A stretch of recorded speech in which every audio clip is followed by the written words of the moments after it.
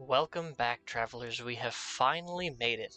The final Day Zero build for Critical Role Heroes of Exandria. We are here. Let's get into it. We have Yasha Nydoorin, Orphanmaker. Just such a badass title. 6 hand size, 29 health character. Fire, Death, and Void as our symbols. I've chosen the Void symbol for today. With Brute, Mighty 9, and Warrior as their keywords. As a static, Yasha says if you take 3 or more damage from an attack, add 1 rage counter to this character. So every time we take at least 3 damage, we're getting rage counters. Enhance, your attack gets plus X damage. X equals half of the number of rage counters on this card, rounded up, plus 1. A little bit of math there, that means even at 0 counters, you're getting plus 1 damage. At 1 counter, you're getting 2 damage. 3 counters, you're getting 3 damage. And so on and so forth. You will take your half, round it up, add 1. You're just stacking damage on damage on damage. And then enhance once per game, so only one time during a game can you do this. Remove 6 rage counters from this card.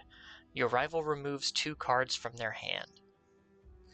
So what does Yasha want to do? Yasha wants to gain as many counters as they can through not only their own ability, but other abilities on other cards that we'll see.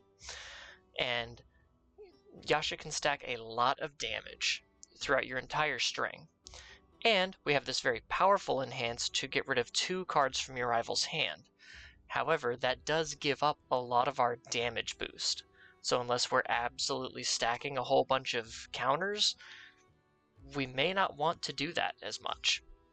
However, we can also use this defensively if we know our rival's going in for the kill, to remove 6 rage counters and just rip 2 cards out of our rival's hand. Maybe that ends their turn prematurely, and we can go in on the backswing with them having almost no cards to defend themselves with. So, a little bit of a balancing act there, but I think Yasha is one to watch out for. And let's start with our attack strings. We have Rip Apart, which is just brutal.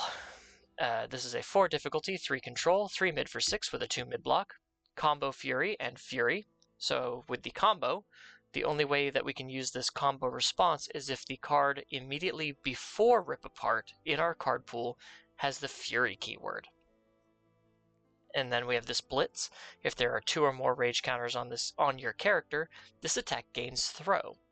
So it becomes a 3 mid 6, in Yasha, a 3 mid 8, if we're going with the minimum of 2 rage counters. 3 mid 8 throw, which is pretty good. Means it'll always deal at least half damage, rounded up, even if it's completely blocked. And then the combo response, after this attack deals no damage, your rival flips a Ready Foundation. So if we don't have the ability to boost, to give it throw with the Blitz, because we don't have as much rage counters, we have this little extra incentive of, if you're using throw hate, or if you're going to completely block this attack and it doesn't have throw, you're going to lose one of your resources. You're going to lose all of the abilities on one of your foundations. Kind of a good here or there card. One of the most badass looking cards in the set, we have Zealot's Advance, a 4/3, 3 high for 5 with a 1 mid block, Fury, and Weapon. Response, remove 1 rage counter from your character. After this attack receives a damage bonus, it gets plus 2 speed. So this is another way to use our rage counters, as opposed to just getting 6 out and ripping 2 cards out of our rival's hand. We can give it damage with Yasha, and then remove a rage counter for 2 speed. We can activate one of our abilities on our foundation that gives like plus 2 damage, remove a counter, give it 2 speed, effectively turning this into a pseudo kill condition. So it's really powerful, especially if we've got a lot of ways to boost damage and a lot of rage counters to spend. If we're getting rid of our rival's hand, there's almost no better card than Throat Slitter, a 5/3, 5 mid for 5 with a 1 mid block, powerful 2, and weapon. Powerful 2 being an enhance that says spend any number of momentum, and if you for each momentum you spent, you get plus 2 to your damage. We also have this Blitz. Our rival discards 1 card. If this attack deals damage, they draw 1 card. So if we powerful this a bunch and our rival's got 2 cards in hand when we play it, they lose a card out of their hand. And if they don't want to take a bunch of damage, they're going to want to block it. And that means they don't get their cards back. They don't get to draw and recoup their losses. So this is a very, very strong card, especially given it's an uncommon in Heroes of Exandria. Next we have Yasha's Ultra, Orphanmaker's Fury. This is a 6/3, 5 high for 8 with a 2 mid block, Fury and Weapon. Blitz, this attack gets +1 speed for each rage counter on your character. So imagine you have 4 rage counters on your character. This is a 9 high for 8 that will also get +3 damage from Yasha, so a 9 high 11. Incredible stats. And then response, after this attack is blocked, your rival loses X health, X equals 5 minus their block modifier. So if you make this incredibly fast, they will have to block with a lower block modifier like a +2 or a +1, or heaven forbid if they have one, a +0. And they're going to lose health equal to 5 minus their block modifier. So best case scenario, a 1 high block, like a number 10 pro hero, they're going to lose 4 health automatically. If they partial block with something, there's a lot of like +0 mids in this set. If they partial block this, they also lose an additional X health. And that burn damage can kill them, which needs to stop, but I understand why they're doing it. It is just a very powerful card to just get a little bit of chip in there while threatening massive damage. We have Tri-Gravity Beam, a 4/3, 4 mid for 5 with a 1 mid block. Deadlock Stun 3, which means if our rival has at least 11 foundations, we can use Stun 3 to force them to commit 3 of them. And the ranged keyword. Enhance, destroy 1 foundation. If you have 2 other attacks in your card pool, look at your rival's hand and remove 1 card from it. So imagine playing Tri-Gravity Beam, destroying a foundation, removing a card from your rival's hand after you've already removed 2 cards with Yasha. You can just rip cards out of your rival's hand left and right, always threatening big damage. Even without Yasha, with Throat Slitter and Tri-Gravity Beam, you can already threaten to just tear your rival's hand apart without having to use Yasha's once per game and still threaten damage because of your rage counters. And then we also have this second enhance. If at least one of our cards has been removed this turn, this attack gets +2 damage. So if we have any remove costs, we can give it a little bit of extra damage. And then our final attack is Titan Cliff, a 6/3, 5 high for 6 with a 2 low block. Fury, Slam, and Mount Lady Powerful 3. We are not Mount Lady, so we don't get the Powerful 3. As an enhance, we can discard up to 3 cards and draw 1 card for each card discarded. The discarded cards are considered to have been reviewed. We don't have to worry about that. We're not a review type character. But we can cycle up to 3 cards out of our hand. So if we're trying to go in on a kill turn, we can discard 3 foundations, hopefully draw more attacks. So this is a really good opener. And then enhance, we may build 1 card with a check value of 6 from our hand or discard pile. And there is at least 2 6s really worth playing in this deck here. So we'll get to those in a minute. On to our non-attack cards. Let's start with assets. We have Vertical Maneuvering Equipment, a 2/5 with a 1 mid block. Enhance, spend 1 momentum. This attack gets +3 or -3 speed. You may change its zone. So you can give speed and change zone at the cost of 1 momentum, which is really good when Yasha is wanting to threaten big damage on every attack. Or we can do this defensively to maybe guarantee a full block when we need it, or a very critical partial block to get those rage counters. And then we have Cape of No Return, a 3/4 with a 3 high block, unique keyword, enhance remove. Remove this attack from the game. We just automatically delete any attack that we don't want to deal with. Onto our actions, we have I Would Like to Rage. This is a 3/5 with a 2 mid block and the Fury keyword. The first copy of I Would Like to Rage you play each turn does not count towards progressive difficulty, which is really cool. This does not count towards progressive difficulty, and we can just utilize its abilities freely.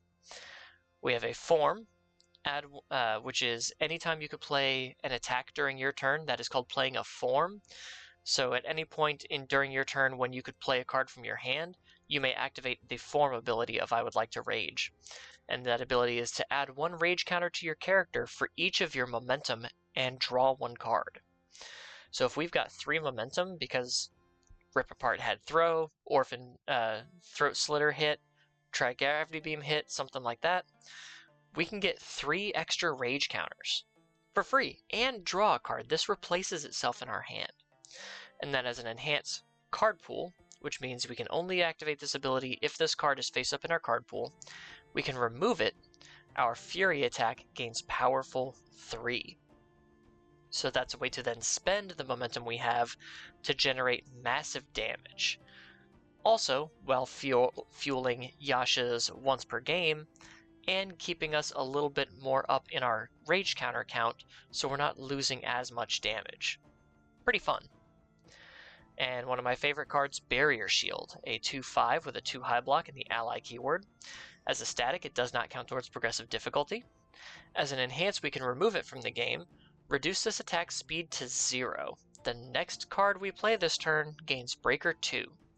Breaker's probably my favorite keyword ability. It's a response that says after you block with this card, your rival's next check gets -X. X equals the Breaker rating. So we reduce our rival's speed to 0, and then when we block it, their next check is going to get -2. Incredible. And then enhance, your rival cannot add cards to their hand due to their non-character effects during this attack.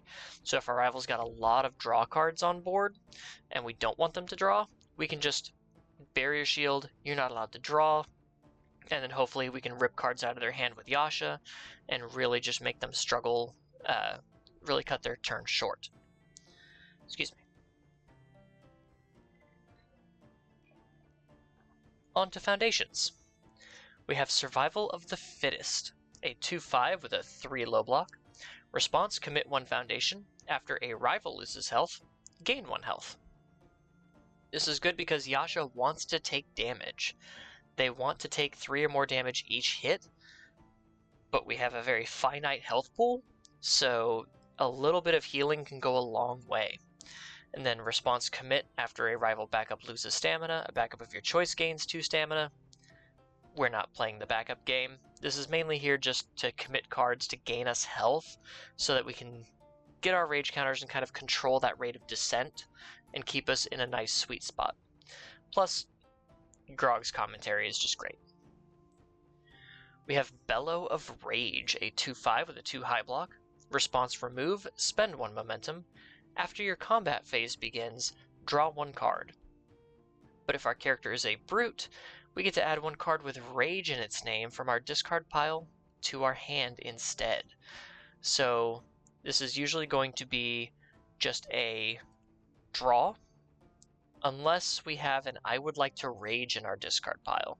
Then we can just pick that up, play it, get a whole bunch of rage counters, and if we don't remove it for the powerful, maybe we do it again the next time we have a Bellow of Rage. Stoic Enmity. This is a 1/6 with a 4 mid block, which is ridiculous, but this is a 6 check card that we can build in with Titan Cliff. And it has Enhance, Sacrifice. This attack gets -1 damage, add a rage counter to your character. So we can reduce the damage of our rival's attack, try to get down to that 3 minimum, and we get a free rage counter. Pretty good. We also have Unyielding Rage, a 3/5 with a 1 low block, Breaker 1, and Fury. Enhance, once per turn Tenacious. If there are 3 or more rage counters on our character, we get to ready this foundation. We just always want to be readying this up. It's really good. And then response, commit. After we spend 1 or more momentum, add a rage counter to our character. So if we vertical maneuvering equipment, spending a momentum for +3 speed, we can then get a rage counter on our character after committing this, and then we can just ready it once per turn if we have at least 3 rage counters. So a great way to boost our speed and damage there with that ability. We have Eaten by the Bearded Titan, a 2/5 with a 3 high block. Enhanced Tenacious, which means it's playable while committed. Sacrifice, this attack gets -3 speed. So, great way to try to partial block something or completely block something if we absolutely need to. Having this kind of speed hate is really strong. Unrelenting Brute. This is a 1/5 with a 2 mid block. Response Flip. After your rival reduces the damage of your attack, it gets +2 damage. Add a rage counter to your character. So you get to punish your rival for trying to lower your damage, and you get more rage counters, which, as someone who has to take a lot of damage, well, 3 isn't a lot, but it adds up a lot quickly. In order to get your rage counters, having these additional ways to gain them is really helpful. We have Sacrifice for the Cause, a 3/5 with a 3 high block. Enhance, discard 1 card. This attack gets +X damage. X equals the block modifier of the discarded card. So if we discard a Stoic Enmity, that is +4 damage right there. That is really solid. That is a lot of damage to stack on something like a Zealot's Advance to then spend the rage counter to get 2 speed, making this a 5 high 9. Gross. And then response, Sacrifice. After your rival plays an ability that would reduce the damage of your attack, cancel it. Just tell them no. You don't get to reduce the damage of my attack. It's coming in hot. We have Rifle Arm, a 2/5 with a 3 low block, and the weapon keyword. Enhanced Commit. This attack gets +2 or -2 speed, but if it's the only attack in its owner's card pool, it gets +3 or -3 speed instead. A great way to slow your rival's attacks down so you can control how you're blocking them, or your very first attack is just going to get a bunch of speed on it to really push your rival into a tough spot. For more speed hate, we have Incubating, a 1/5 with a 3 low block. Enhance, remove 1 card from your discard pile. This attack gets -1 speed. So this has a little bit of fun synergy with Tri-Gravity Beam, because let's say we get rid of our rival's last card with Tri-Gravity Beam, so we know they can't block it. We can slow our own attack down with Incubating just to get that extra +2 damage there. Another 6 check we want to build in, Ultra Regeneration, a 4/6 with a 2 low block. Response Tenacious, Flip. After you take 5 or more damage from an attack, draw 2 cards and gain 2 health. And in Yasha, gain a rage counter. So we gain a rage counter, draw 2 cards, and gain 2 health. And this is a playable while committed ability. No downside. And this is another 6 check that we can build in with Titan Cliff for free. We also have Enhanced Tenacious Remove. If we have no ready foundations, we get to add any card from our discard pile to our hand. If for some reason we are all tapped out and we absolutely need to pick something up, we can. Another really good 6 check, especially for Yasha, number 23 Pro Hero. This is a 2/6 with a 3 high block. Response before your review step. If you have less cards in your hand than your hand size, you may draw 1 card. So this is kind of like an extra draw. You can draw it, maybe discard a card, and then for your review, and then draw again. It's just seeing a few extra cards. And then Enhance, if you have 3 or more counters on your character, this attack gets +1 speed. So free speed on top of Yasha's free damage. You are just going to make your rival really struggle to keep up with you. And lastly, Strong Windup, a 3/5 with a 3 low block with Deflect 1, which is a response that activates in your hand that says add this card to your card pool. After the block step of your rival's attack, it gets -1 damage because this Deflect 1. And you can only play 1 Deflect ability per attack. So a little bit of damage hate to lower the damage that you're taking with Yasha. And then it has a response remove. After you make the check to play a card with a printed 6 difficulty or greater, that check gets +3. So that is our Titan Cliff and our Orphanmaker's Fury. So that is pretty much guaranteeing that even if we check a 3, we just remove Strong Windup and we've passed that check. If it's our first attack, obviously. So really good way to kind of just grease the wheels and make sure we're getting the most value out of our cards. And that's Yasha. That is the Orphanmaker. Yasha can get pretty dangerous if they can hoard their rage counters and not necessarily worry about using them once per game. I can see Yasha being very, very scary. But with that said, we're done. We are at the end. This is the last day 0 for Critical Role Heroes of Exandria. Thank you so much to you guys for joining me on this journey and exploring these awesome and interesting characters together. And as a bonus, tomorrow I'm actually going to start listening to the Critical Role podcast series, starting with Legends of Vox Machina. A lot of people have talked me up on it, especially Brett from UK Versus. He's been telling me nonstop I need to start listening to this ever since before Critical Role Heroes of Exandria was set to come out. And I'm finally going to give it a show after all of these Day Zero builds. I kind of want to see what these characters I've learned about through the game are about. So, yay me. But that is it. What do you guys think of Yasha or any of the Critical Role characters? Please leave a comment and a like if you enjoyed the video, and consider subscribing if you have not yet for some reason. And I will see you guys in the next one. Until then, safe travels.